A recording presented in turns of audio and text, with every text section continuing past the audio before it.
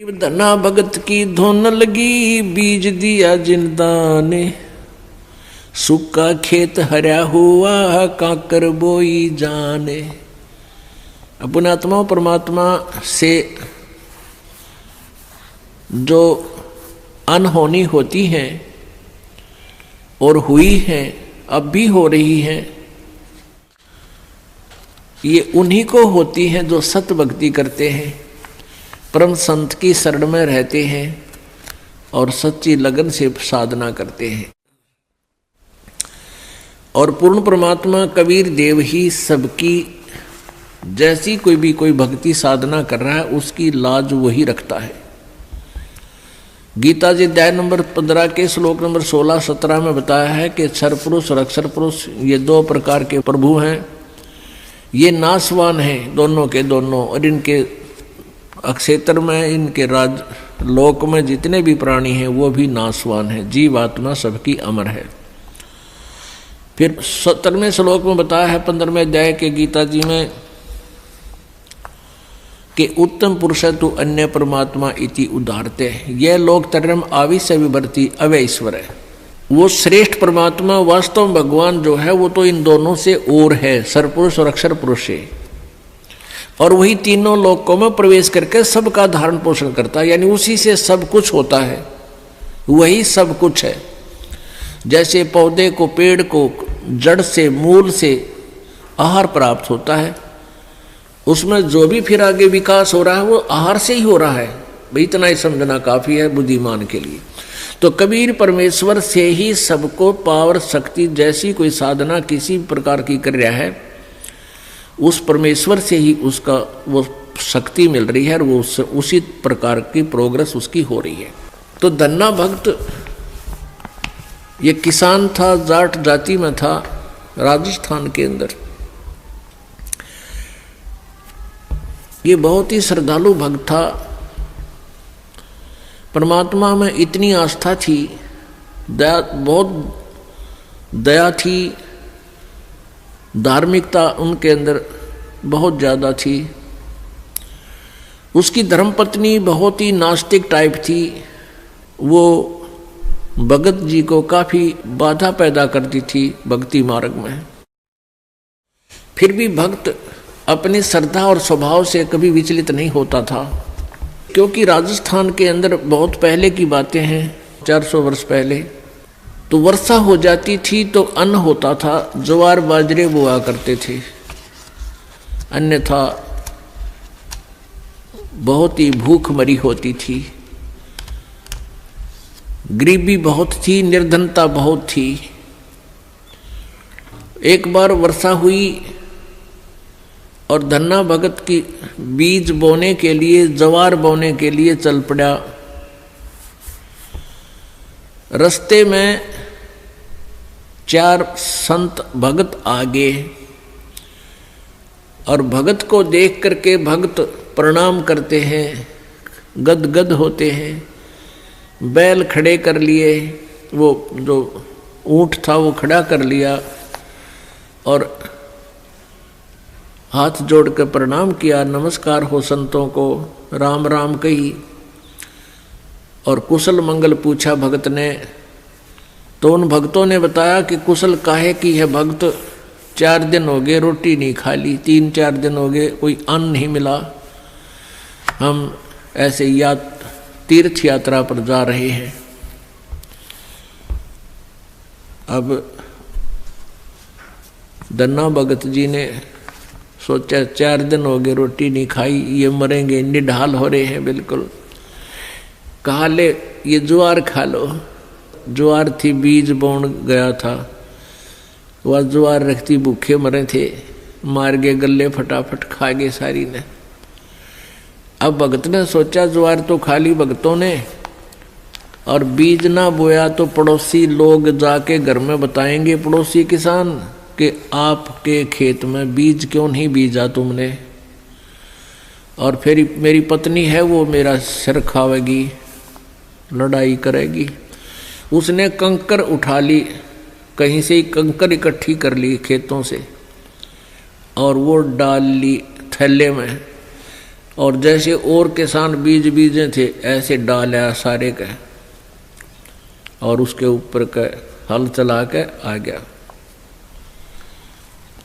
अब कुछ दिनों के बाद क्या हुआ कि अन्य पड़ोसियों के तो ज्वार उगगी और भगत जी के खेत में ये मतीरे तुम्बे, ये मतीरे से मोटे मोटे हुआ कर ये तुम्बे उग गए, जो सीताफल जितने बड़े बड़े हुआ कर तुम्बे। अब एक पड़ोसन ने जाके उसकी पत्नी से कहा, धन्ना भगत की पत्नी से, उससे पूछा कि तुमने ज्वार नहीं बीजी थी क्या? धन्ना भगत की पत्नी ने कहा, क्या मतलब?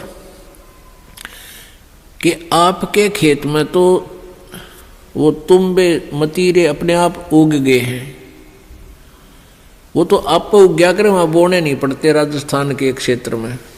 कहने लगे आपने कुछ बीजे नहीं रखा, उसमें तो निरा कुबाड़ जाम गया, वो तुम्बे पैदा हो गए, इतने पड़े हैं बिना गिनती के, इसे मोटे मोटे। अब उसने सोचा कि भगत मार गया डंडी दिखे। धन्ना भगत की पत्नी ने सोचा भगत जी कर गया गड़बड़ और इसने बीज भी कितने दान में दिया होगा। अब उसने सोची एक मैं खेत देख कर आऊं, पाछे मगज मारूंगी इसके लिए। अब वो खेत में अपने पति से कहने लगी कि खेत में जाके आऊं, मैं ज्वार देख कर आऊं। भगत जी बोलिया है को नहीं। भगत जी को तो पता था वहां क्या मिलेगा, अपना चुप बैठा। और वो भगत धन्ना भगत जी अपने मित्रों के साथ उसी से में बातें करता था, भक्ति की चर्चा जब हुआ कि खेत खात में चली जाया करती। वह खेत में गई, उधर से अपने भक्तों के भगत आगे उड़े बैठे बैठे भगवान की चर्चा कर रहे हैं, आंखों में आंसू आ रहे हैं। और वह भगतनी आव है कति लाल पीड़ी हुई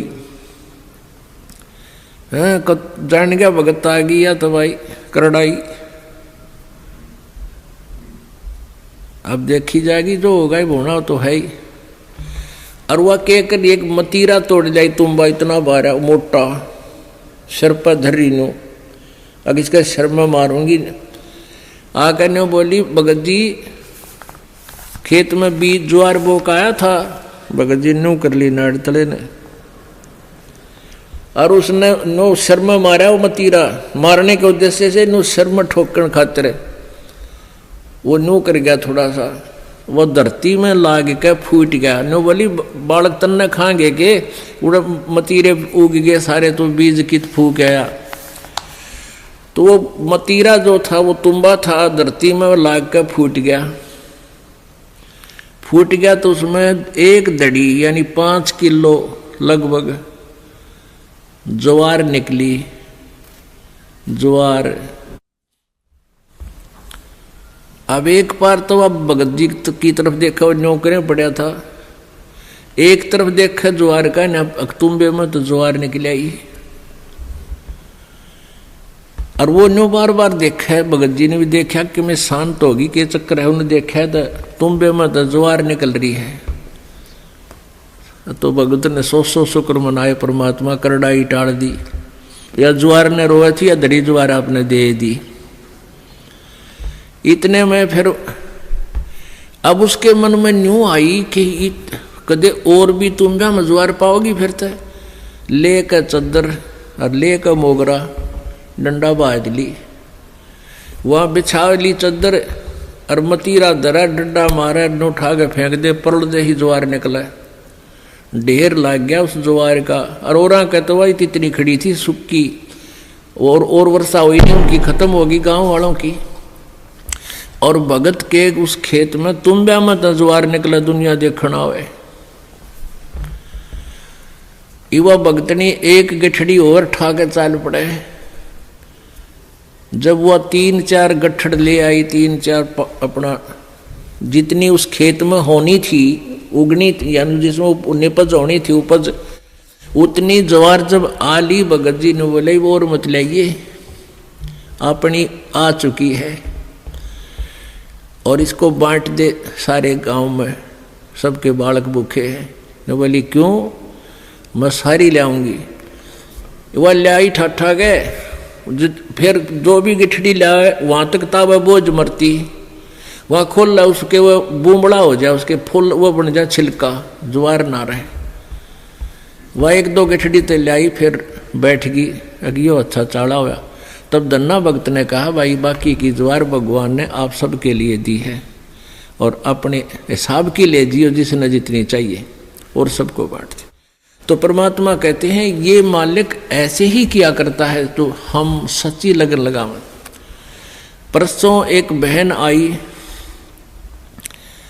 रेवाड़ी साइड की, वह 10-8-9 वर्ष से नाम ले रही थी।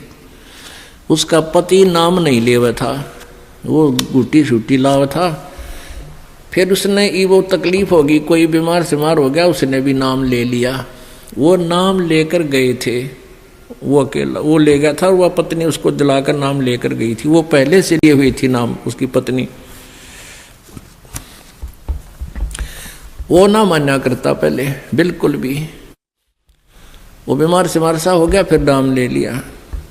उसके पति ने 1700 रुपये रखे थे, गरीब सा काम, बिल्कुल निर्धन से है। और 15 नोट थे 10-10 के 150 रुपये उन 1700 में। तो उसकी पत्नी को कुछ पैसों की आवश्यकता थी, भगत ने कहा कि वहां से उठा ले, 1700 रुपये रखे हैं। तो उसने देखा वो 1700 तो रखे थे, उसमें उसने थोड़े से चाहिए थे, 100-200 निकाल लूँ। तो उसमें देखा तो 1700 तक होना, वो जो 10-10 के नोट थे वो 1-1 हजार के बन गए। वो 15,000 रुपये तो वो 150 रुपया के हो गए, और बाकी वो जो 1700 का जोड़ अलग रह गया, 1450-1500 वह न्यारी। तो वह कहने लगी भगत ने, अकाइयत ने के दिखाऊं, क्या अक देख के कर दिया परमात्मा ने, हमारे गुरुदेव ने, कबीर परमेश्वर ने के कर दिया कि ये तो घने रुपये हो गए, 15,000 हो गए, ये तू 150 बताओ था तो 1500 है बोला। वो कहने लगा मारे 15,000 तो मैंने देखे को नहीं है, कई साल हो गए, 15,000 कितना है कि देख ले के हो गया यूँ। तो भगत ने कहा है कि तुम्हें घने दिन पहले की नाम ले रही है, गुरुजी ने के बारे में आप ही ज़्यादा जानते हो, मन तैयबा नाम लिया है, ये के कर दिया हमारे घर पे, यानी तू ही ज़्यादा जान सकती है आपके भगवान के बारे में। तो पुण्यात्मा हुआ बेबे, फिर यहाँ पैसे लेकर आई, पाठ करवाया। ने बोले जी ये वो नोट कति नए कति जानो ये गड्डी में काट के लाए, ऐसे 5 नोट उस बहन ने दिए यहाँ पर। तो पुण्यात्माओं पहले तो एक उदाहरण धन्ना भगत जी का आज तक गुणगान किया जाता है, और यहाँ परमेश्वर कबीर जी की कृपा से, उस परम पिता परम अक्षर ब्रह्म की रजा से, या गिनती नहीं इसे चमत्कारों की।